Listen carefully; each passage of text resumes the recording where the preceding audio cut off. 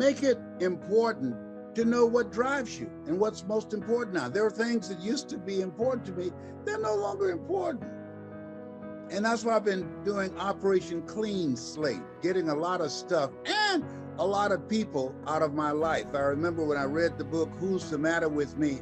I wrote down the names of the family members and friends that I communicated with most. And I asked myself the question, is this relevant? This relationship, is it productive? Is it positive? Is this relationship, does it bring the best out of me? This relationship, this energy, does it challenge me, hold me accountable to a higher standard? People rub off on you. Academy Award winner Sidney Poitier said, when you go for a walk with someone, something happens without being spoken. He said, either you adjust to their pace or they adjust to your pace. Whose pace have you adjusted to? I want you to write this down. OQP, going forward, only quality people. I do not allow myself to be in the company of people that I know more than them. Why? If you're the smartest one in the group, you need to get a new group. No. Jim Rohn said something. He said, your life is either a warning or an example. A warning of what not to do or an example of what to do. And part of what I'm saying to my children, hey, be careful about who you're around with. I remember Mama saying, Leslie, if you run around with 9 broke people, she said, I guarantee you, you become number 10.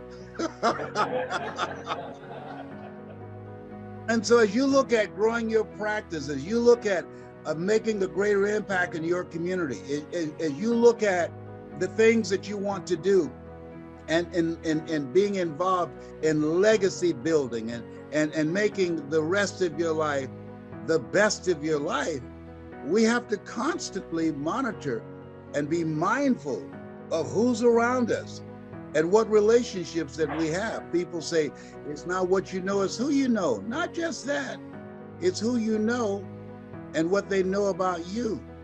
Do you have the kind of reputation in the industry that people will see you as a go-to person? God said to Abraham, you know, I make your name great. Didn't say I'll make you a great man. I make your name great. The reason that when Fab calls me, he's a good man. He calls me, I don't call everybody back. But when he calls me, because of how I see him and because of my relationship with him, because of his vision, because of his integrity, because of the stand that he's taken with his life. People say, practice what you preach. No, preach what you practice. And what I know about him, I'm going to answer his call. I'm going to follow up. And that's the kind of relationships going forward in and out of the pandemic that we have to continue to look for and to develop. Some of the relationships that we need to spend less time with. There's some people, if we never saw them again, it would be too soon. Yes, what I read that you earn within $2,000 to $3,000 of your closest friends, I got all my broke friends out of my life. I used to be so broke, I walked past the bank and tripped the alarm. And so this is the time you have to look at who's around me, who's the matter with you. Here's something else. As you look at yourself, look at your goals, and look at the things that you want to do, put yourself out there.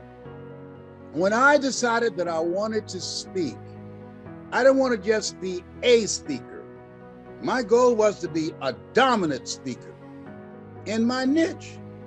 You've decided you want to be a category king or queen. You didn't just want to be one of the players, you wanted to be a player, the player. And that's why you're here. Iron sharpening iron. That's why you're here, learning some stuff that you don't know right now that will allow you to provide a quality of service for your customers and an experience so that when they leave there, they feel better about themselves. You're getting them in alignment with their vision of themselves and their body. They leave there feeling better about themselves, but talking about you because of the experience and because of the relationship. That's very important during this time in the distraction economy. What do you mean by we're so distracted? So much stuff's happening right now. In many situations, you can't even hear yourself think. And here's something else. And I'm going to just, I've got something I'm going to send you. This is very important. The master key, when I'm looking at my life and I'm asking myself, how did I get here? Look for ways in which you can upgrade your communication. Steve Jobs said, your ability to communicate, he said, the storyteller is the most powerful person in the world. I want you to send me just I'm gonna give you something, get the free, it's called 7 Principles of Storytelling. And it's very important because you have to tell the story about your business, you have to tell the story about yourself, and your ability to tell your story. It's today, in order in this noisy world where we are, you have to be good at telling the story about yourself and about your practice and being in alignment where people are and finding out how you can communicate with them in a way that they can hear you. One of the things about your industry and most industries that a lot of people don't know, it's an ongoing process of educating people with a story that creates the thirst.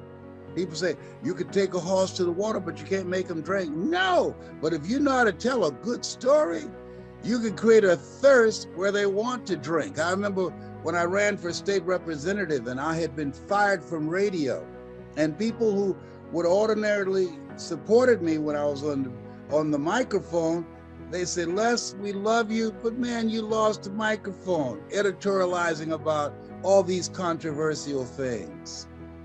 We can't support you, man, and you don't have a chance of winning. You don't have no experience, and you don't have any money to fight the party, all the media supporting your opponent.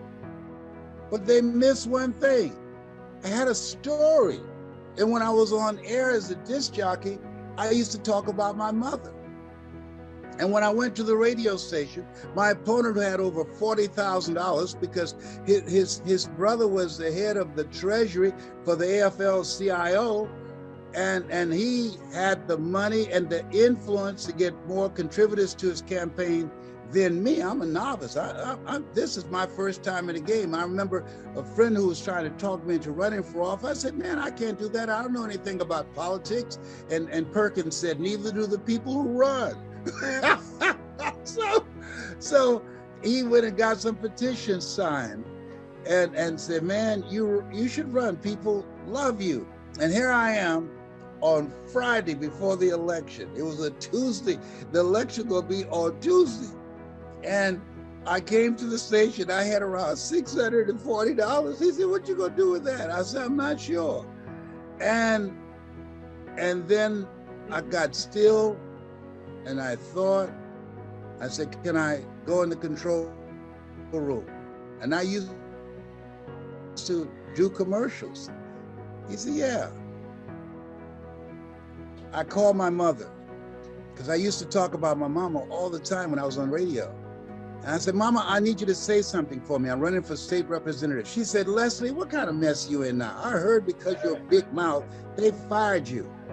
I said, Mama, I just need you to say something for me. I ain't got time for this mess, boy. I said, Mama, I'll send you $500. I did Western Union. She said, okay, you better send me my damn money. I said, okay, Mama, I'm gonna record you, but you don't have to talk long. And I played a song by Aretha Franklin called Holy, Holy, Holy, Come Together People. And then I had her say something. She said, hello, this is Mrs. Mamie Brown. When I raised my boys to be good boys. And when they got out of hand, I beat their behinds. Please vote for my son. He's a good boy. John Glenn called me, Senator John Glenn. He said, man, you call your mama on this dude, you gonna win this. And I did. I got 26,000 votes to his 3,000 votes, because people said when they went into the vote, say, I'm voting for Les Brown because his mama said he's a good boy.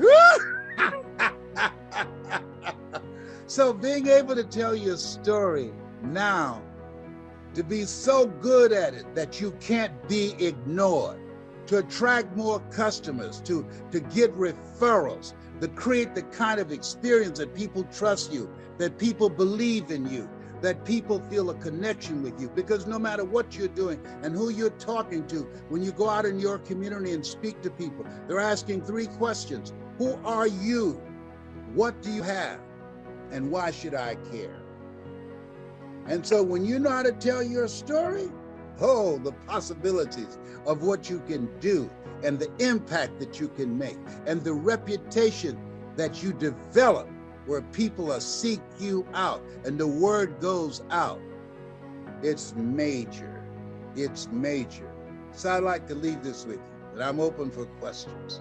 If you want a thing bad enough to go out and fight for it, to work day and night for it, to give up your time, your peace, and sleep for it, if all that you dream and scheme is about it, and life seems useless and worthless without it, and if you gladly sweat for it and fret for it and plan for it and lose all your terror of the opposition for it, and if you simply go after that thing that you want with all of your capacity, strength and sagacity, faith, hope, and confidence, and stern pertinacity, if neither cold poverty, famish, or gold, sickness or pain of body and brain can keep you away from the thing that you want, if dogged and grim you besiege and beset it, with the help of God, you'll get it. Mr. Washington said, Mr. Brown, transform your mindset. Number 2, he said, practice, let us say together, OQP. Write this down. Only quality people.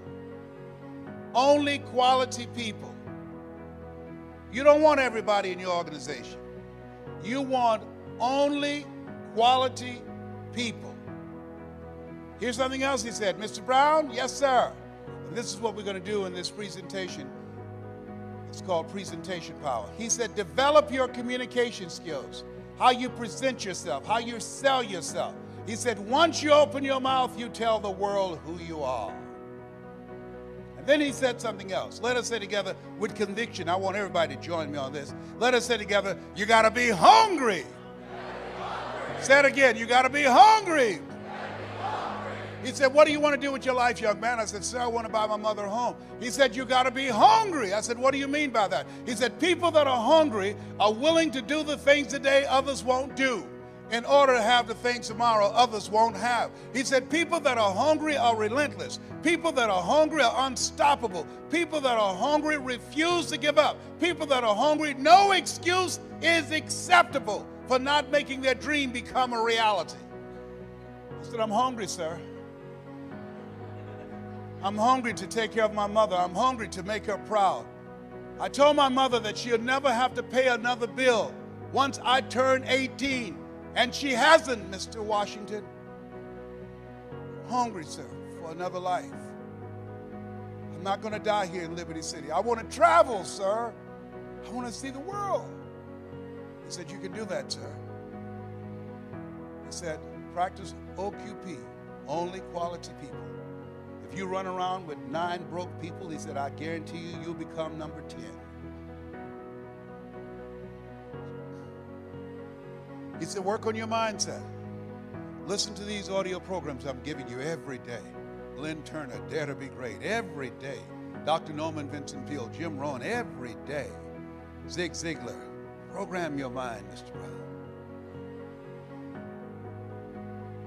He said, how do you plan to buy your mother a home? I said, sir, I want to become a disc jockey. He said, is that right? I said, yes, sir. He said, good. He said, work on your mind.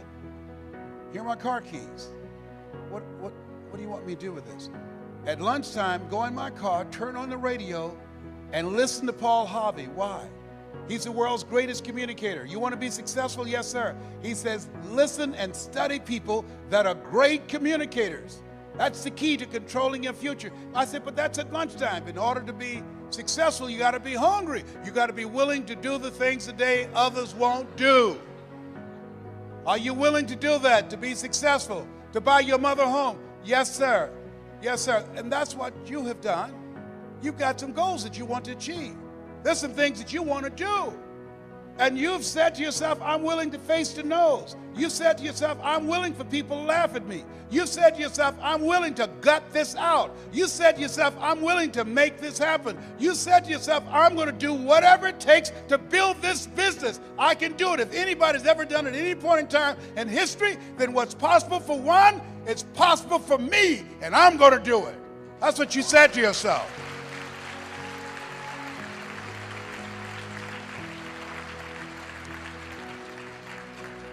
He said, listen to Paul Harvey every day. So you want to be a disc jockey? Yes, sir. He said, I want you to create your format. What will your personality be? What style are you going to have? I said, wait a minute, sir. I want to be a disc jockey, but I don't have a job yet. And then he said something.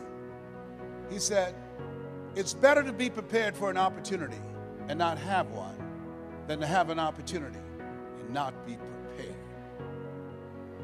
He said, you got to expect to become successful. Let us say together, I expect to win.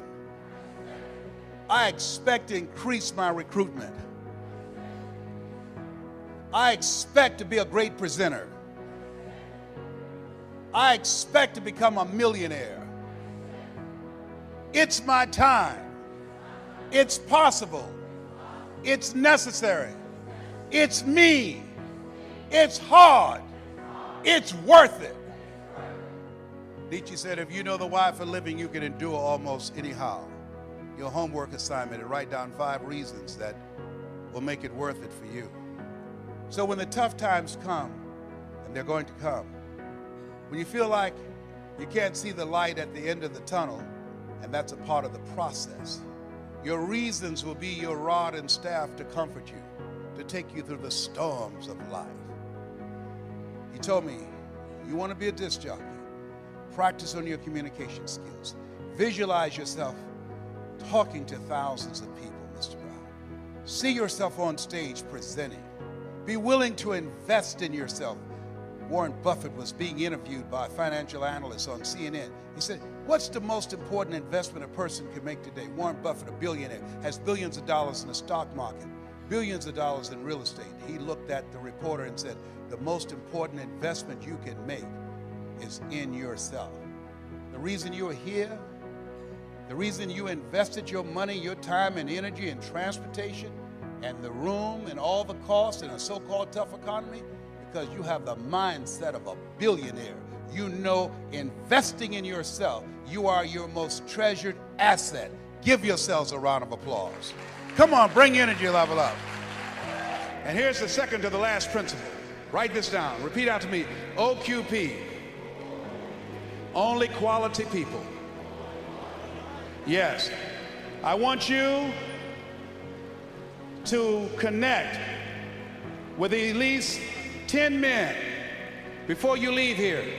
Get their names, addresses, and phone numbers. 10 men who are dreamers.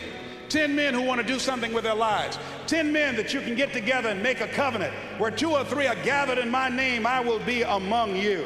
Get together with 10 men who want to develop themselves, who want to grow, who want more out of life, who see themselves in the future doing better than they have right now. 10 men who've decided that the manpower experience will not just be an emotional catharsis, but they're going to go out and live the message that they've heard preached from this pulpit up here. 10 men who've decided to get serious about their lives, to make a commitment, to commit themselves and their ways and their behaviors and their habits to achieve a better life for themselves, for their families, and the communities and the people that they care about. Attach yourself with 10 men. Why? That gives you hope when there's hope in the future. That gives you power in the present. Let me tell you what happened. Scientists did an experiment with rats, and they dropped them in water and they watched them and they timed it. And these rats swam for about 45 minutes and drowned. And then they put in another group of rats and they watched them, and just before they drowned, they took them out and they let them rest. Then they put in another group of rats, including the ones that had been in before and were saved. And the ones that were put in the second time swam an hour and a half longer than the group that had been put in there for the first time, with the hope and the expectation that they might be saved. Listen to me. The power of assembly, the power of relationships. One goose can fly 75% further in formation with other geese than it can ever fly by themselves. It's important you find some men here who are serious. Oh, there are people who just came just to see. But there's some men here who are serious, who said, I'm going to change. I'll never be the same again. I want God to use me in a special kind of way. You want to find those men. See, there are two types of relationships. There are nourishing relationships and there are toxic relationships. Most people, when you leave here and you face the world and all of your negative, toxic family members and friends, it will knock the wind out of you. That's why you got to have 10 men to stay in your ear, so when you break down, and you're going to break down, when you go back to the fiery furnaces of this world and you'll forget everything you heard here, these men can stand with you. When you have your moments in the Garden of Gethsemane and you need someone to tarry with you, these men will pray with you when you find yourself getting weak and losing control. You need someone to get you anchored again. And these 10 men make this the greatest manpower conference ever because of the relationship that you're going to develop with 10 men who share your vision for a better future. Can I get your commitment on that? And let me share something. There's nothing as powerful as a made-up mind. The human will. For Nelson Mandela, you look at your dream and think they're against the odds. A man being incarcerated for 26 years, with every major government in the world supporting his government and his oppression of his people, in prison. Even Joseph's accomplishment is pale in comparison to Nelson Mandela. And to go from prisoner to president, I say there's a Nelson Mandela in everyone here in this room. And he didn't do it by himself. Jesus didn't do it by himself. He had 12 men who shared his vision. But I'm just thinking about myself. I'm doing a little bit of self-reflection just listening to you. I'm just thinking about me on stage and things I'm telling my team. I can't believe how much a lot of your tapes and CDs have already embedded in myself. And by the way, I'm not taking any credit for it. It's just coming from the source right here. And how much of the catchphrases I'm seeing you say, I'm like, Ivan, right? How many times has he said something that I've said in easy? I'm like, wow, yeah. Like that's where it came from. Yeah. Well, one of the things is that we have to train people who want to present and connect people how to deliver info bites. Okay, an info bite to me is Interesting. Live your life the way that you want to leave your life. Ladies and gentlemen, as I speak to you right now, if you had 90 days to live, how many of you will make some radical changes in your life? And most people raise their hands. And then you take a poll, and what the majority of them will say, I will quit my job. Why? Because that's not them. Yeah. They're not doing something that's them. You spend 40 to 60 hours a week doing something that's not you. Yeah. That's stressful. But if you're doing something that's you, that's your passion. And so when you realize that we have a choice to accept life as it is, or be an active force for good, to decide, I don't want to just survive. This is not me. What it takes to survive and what it takes to live, those are two totally different things. And you got to be willing to work for that. A lot of people are afraid of that four-letter word. Willingness, W, the willingness to do the things today others won't do in order to have the things tomorrow others won't have. O, ownership of your life, taking full responsibility for where you are. George Bernard Shaw said that people that make it in his life, they look around for the circumstances they want, and if they can't find them, they create them. The R stands for willingness to reinvent yourself. To that in order for a man to gain his life, he must lose his life. So you've got to be willing to die to who you are now, to give birth to who you are to become. And the K stands for kindred spirits. You've got to come out from among people who don't have goals, who don't have dreams. People rub off on you. You earn within $2,000 to $3,000 of your closest friends. Academy Award winner Sidney Poitier said, when you go for a walk with someone, something happens without being spoken. Either you adjust to their pace or they adjust to your pace. Whose pace have you adjusted to?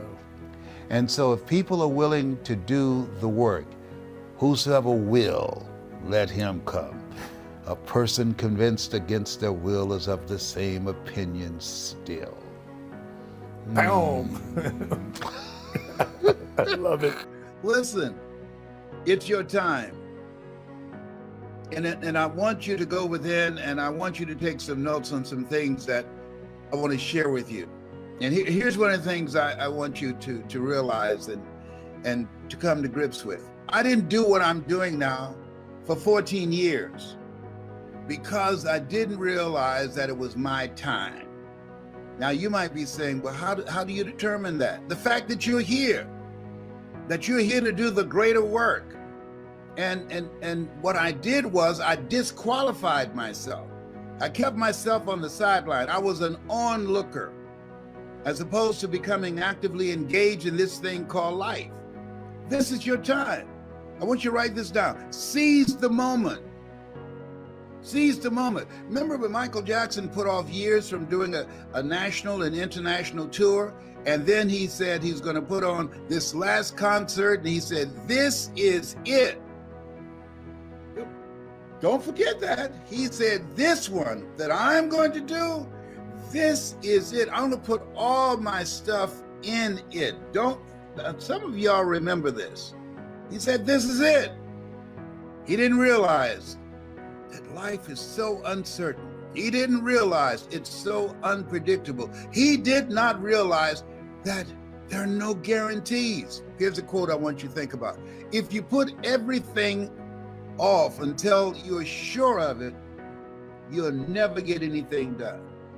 If you put everything off until you're sure of it, you'll never get anything done. And so I remember thinking about, well, I don't have a college education. Well, I can't compete with people with PhDs and MBAs. I don't have any paper behind my name. Listen, what you have and who you are is enough. Become actively engaged in this thing called life. Seize the moment. I constantly say, live like a warrior. And warriors are always in fight mode. And this is what you have to do, because this thing called life, it's challenging. You got to fight for peace of mind. You got to fight to stay away from the refrigerator. You got to fight to stay away from toxic, negative, energy draining people. You've got to fight to stay focused. You've got to fight to put all your efforts and energy into things that's productive, that's positive, and purposeful.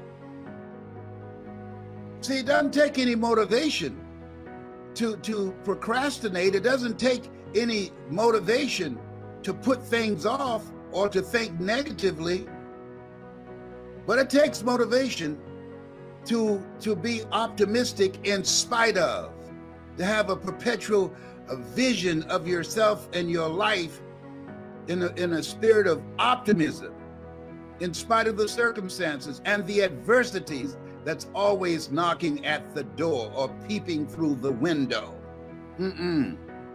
If you put everything off till everything get right, oh, when I get all my ducks lined up, is that right? What if it's not duck season? When I get all my ducks lined up, when Peter stopped robbing, one of those things my mother used to say, robbing Peter to pay Paul. That's what Mama used to say. Robbing Peter to pay Paul. How did she come up with that one? Listen, if there's anything that we know now, just with the coronavirus alone, do what you're going to do and do it now with a sense of urgency. And here's something else that I want you to look at, and that things that I know. I'm 75, and so I know a thing or two. And I remind you of that because I'm finding so many of my classmates, the only time that I get calls from them is when someone dies. Now, guess what happens when somebody who's handling the roster for class reunions and activities of people that we graduated with? You know what happens when you get calls to that effect or get a text? You're thinking, am I next?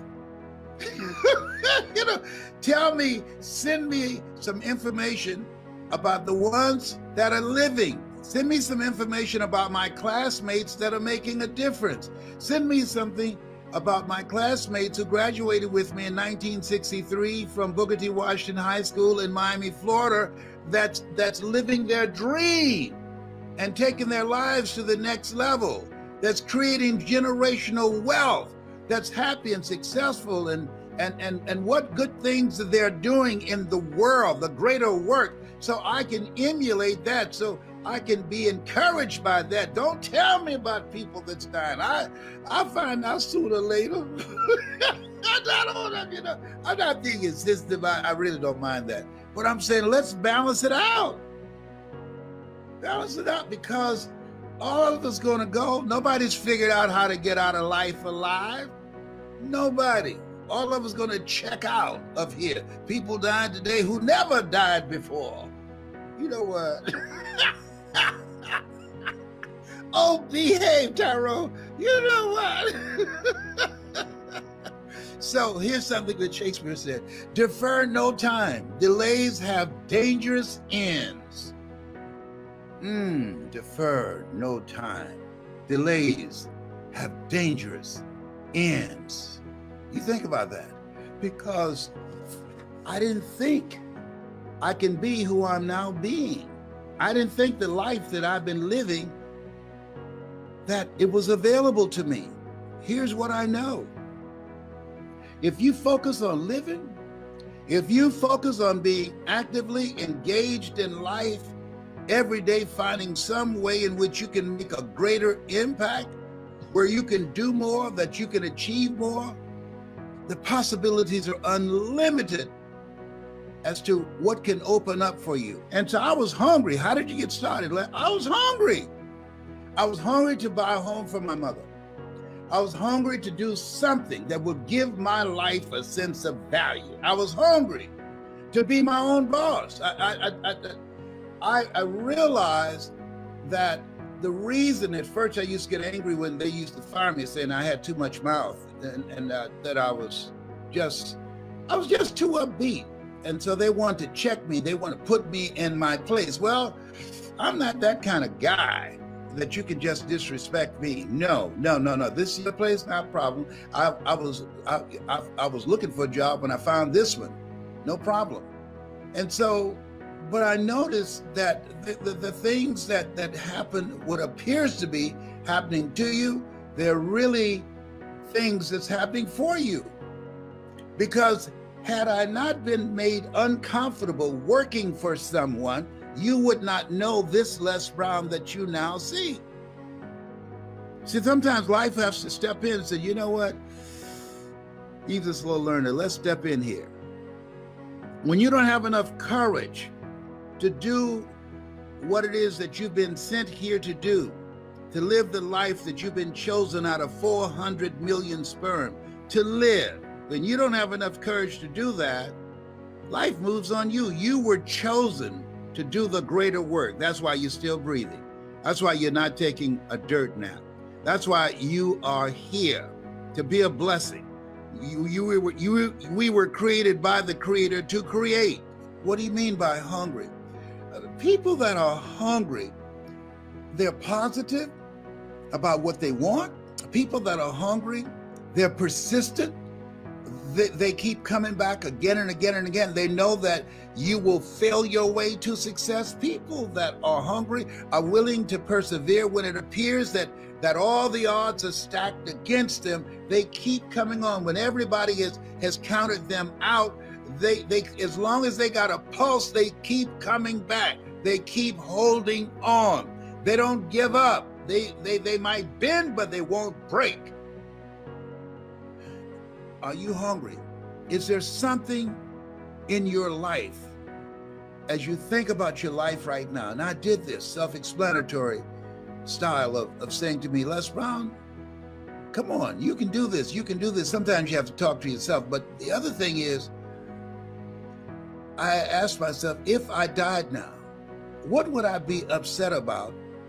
Some dream that I had that I put off that I didn't get done. And at that point, I thought about I love to travel. There are places I wanted to go, things I wanted to see, experiences I wanted to have. And I saw a guy who was speaking, and I said, hey, I can do that. The room was as quiet as a graveyard between funerals. He didn't get any response from the audience at all. I feel so sorry for him. But I said, hey, man, this guy is boring. Fortunately, I was seated next to his brother-in-law. Coincidence is God's way of staying anonymous. I said, this guy is boring. And he said, the brother-in-law, you ought to be that boring and make the kind of money he made. I said, well, how much money you made? He said, $5,000 an hour. I said, oh, I can do that. Now, mind you, before then, I talked myself out of it. Gary Cox said this. When there's an argument between your mind and your heart, follow your heart. Where your heart is, there your treasure is also. Follow your heart. Most of us have a mind-driven life, you know, and what do you mean by that? There's eyesight and there's mind sight. See, the mind, that's where your imagination resides. See, when you have eyesight, you just judge according to appearances, but mind sight, you look beyond the appearances and you create a vision in your mind of things already accomplished, because all dreams happen twice. First in the mind and then in the without. Okay? So I want you to, especially now, with this coronavirus thing, especially now, with all the other stuff and drama that's going on every day in the world, nationally, globally, and locally, especially now, but you might be breathing the wrong air seated next to someone, or walking and somebody walked past you and you don't know what's going on with them. I got on an elevator at Emory University and they only allow 4 people on the elevator. And this guy had his mask on, I had mine on, and nobody there but he and I. And then he took his mask off to sneeze. Let me tell you something up in here. I was about to lose my mind with him. I'm about to say, I was looking at him, you about to make me lose my mind. Up in here.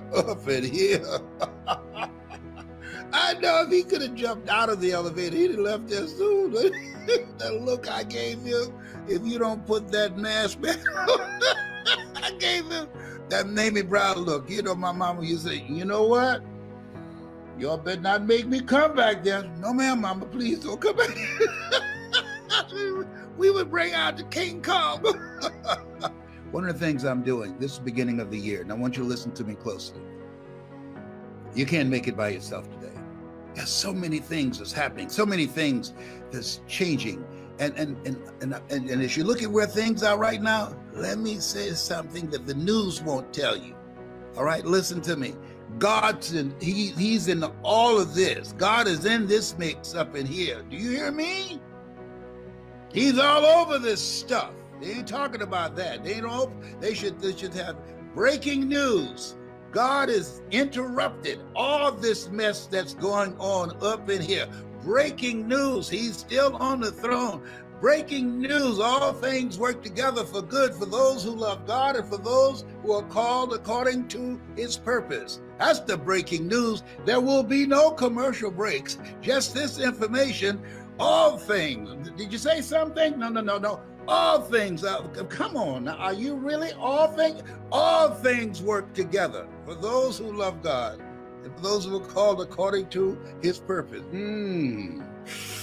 That's some good news up in here. They don't know. If it leads, if it bleeds, it leads. See, somebody's got to die, got to be an accident, something ugly got to happen to make the news. But the real good news is that all things work together for good for those who love God according to his purpose. Well, what about my adverse circumstances right now? Trust me, it's going to work out. Well, what about the fact that I'm about to be foreclosed? Trust me, it's going to work out. What about the fact I'm facing eviction? What about the fact that I've lost my job? Trust me, trust him. It's going to work out. This is not the end. It's just the beginning of a new chapter in your life. It's a new chapter. And as you believe, as you keep the faith, baby. Adam Clayton Powell knew what he's talking about. Keep the faith. Oh, we've gone through some stuff before. Keep the faith, baby. Oh, no, see, in this place where we are, it's easy to have faith when you got money, you got your health, and things are working out fine for you. Oh, it's so fine. You can easily say, oh, just think positive and be enthusiastic and everything will work out all right. No. You're going to get some whippings in this thing called life. You have to keep the faith because this stuff is cyclic. Sometimes you're up, sometimes you're down. Sometimes things go well, sometimes they don't go so well. And no guts, no glory. It takes guts to continue to believe, to trust, to stand strong, to stand up inside yourself. It takes guts to do that, to come back again and again and again. It takes guts to look at things that you put all your effort and all your money and all your energy into, and then you have life interrupt you and you lose everything except your life. People say, I lost everything. I want to just tap on the television and say, no, you didn't lose everything. No. You have life. You're still here. You're still breathing. You still got a pulse. And who you are behind your eyes is still here. And that force, that energy, that presence behind your eyes can produce what it is that you've lost. 8 out of 10 millionaires have been bankrupt. You're not a loser. Things just did not happen the way you wanted them to happen. You're a winner. You were born to win. You came here winning. So whatever you want to do it now. And if you're going through some stuff right now, keep it moving, baby. Keep it moving. No. I'm depressed right now. No, you don't have the luxury of being depressed. Keep it moving. Use your mind to be creative.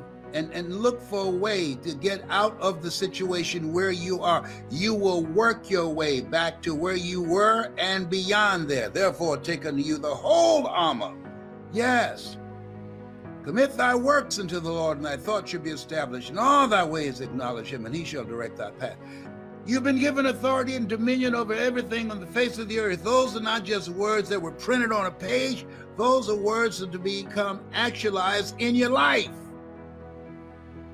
And I'm putting together groups, mastermind groups of greatness.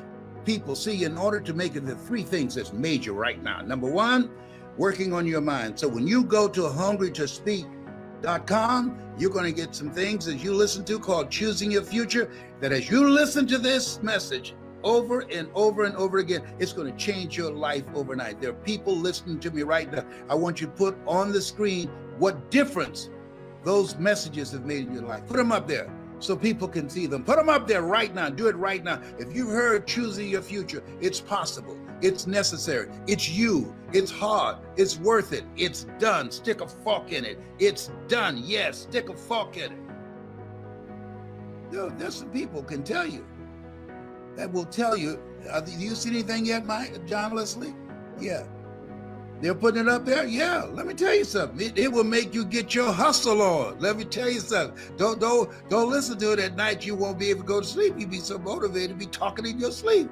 Listen, and It said lessons on fire. Who? Thank you. Who said that?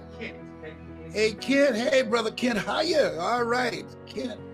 Oh man, listen to me. Because you survived. Do you know who you are? Do you know who you are? You made it out of 2020. Whoa! Don't miss that. Don't miss that. A lot of folk didn't make it. A lot of people didn't make it. Don't take it for granted that you're supposed to make it. Just have a spirit of humility and say, thank you, Lord. A lot of people are partying. I wasn't partying. I said, thank you, Lord, I'm still here. Cancer Citizens of America amazed at me. He's dealing with 4-stage cancer, but he's still here. He's been here for 29 years with this, and he hear about with some pain that's in his shoulders and his back, but he's still here. He's 75. We don't look it, but he's still here. He says he used mascara to cover his gray, but he's still here. In fact, I see some great kind of rebelling right now. I need to hook them up. What is this? I don't know what's happening up here. What y'all doing there? Homie, don't play that. What y'all doing?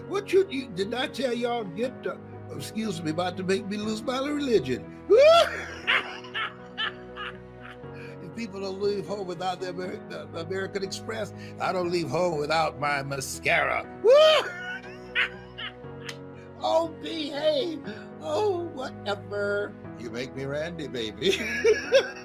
Why are you so happy? Because I'm here. Are you crazy? The stuff I deal with, stuff I'm dealing with right now, I'm still here when I get through. When I speak, I don't hurt. But when I get through speaking, like I'm talking to y'all, the pain is in my room. Said, are you through? Well, I don't know. I think I got a little bit more to say. You know, as long as you're speaking, you got a job. We ain't gonna mess with you, but but when you get through, we gonna light you up. Let me tell you what happened. This is a true story. I was the program director at WVKO radio station, right? So this news director I hired, I'm not gonna tell you his name. He went to sleep in the newsroom. So I'm sitting up there waiting for him to come in at 10 o'clock to do the news. This time you could rip and tear and read the news off the Associated Press. I'm sitting waiting, got an instrumental playing, and he was in the room asleep. So people came and said, he's in the room asleep, he's not coming now. I put on a long record, and I had everybody come watch, and I put a note in his hand while he was asleep, and the note read, as long as you sleep, you got a job. When you wake up, you are fired.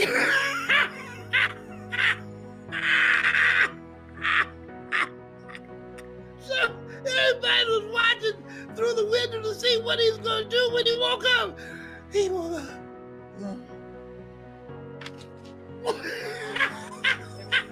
Do you know he slept another hour and a half?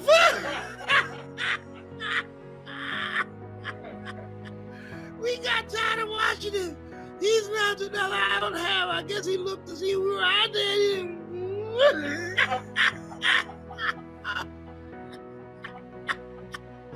You never heard that one, huh, John Leslie? That's a true story. That's a true story. I said, as long as you sleep, you got a job. Don't wake up. Okay. But listen, what does it take to make it now, Les? Mental resolve, all right? Next thing is, you have to upgrade your skill set. And we teach you how to do that, how to make money in a variety of ways. The other thing is, I cannot emphasize this enough, getting around the right people. That's why I'm putting this greatness mastermind together. Being around the right people. Sometimes it's not what you know, it's who you know. and what they know about you, and being able to have the ability to communicate with people behind doors that you want to get into, and have relationships with people that's on the path of where you are going. Being around the right people, that's major. Do you hear me? That's major.